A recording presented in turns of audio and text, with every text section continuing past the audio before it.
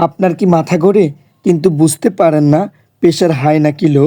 তাহলে এই ভিডিওটি শুধুমাত্র আপনার জন্য। প্রেশার হাই অথবা লো এটা না বুঝতে পারলে বড় বিপদ হতে পারে। তাই আসুন আজকে আমরা চিনে নিব কখন প্রেশার লো এবং কখন প্রেশার হাই হয়। প্রেশার হাই হলে যে লক্ষণগুলো দেখা দিবে মাথা ব্যথা, মাথা ঘোরানো, বুক ধড়ফড় করবে ও চোখে কিছুটা ঝাপসা অর্থাৎ ঘোলা দেখাবে।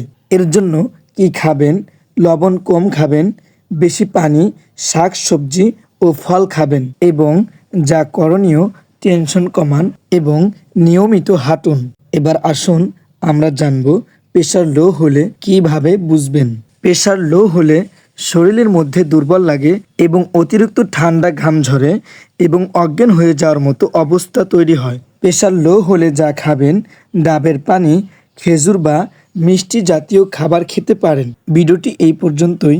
ভালো লাগলে লাইক, কমেন্ট এবং শেয়ার করে পাশেই থাকুন। ধন্যবাদ।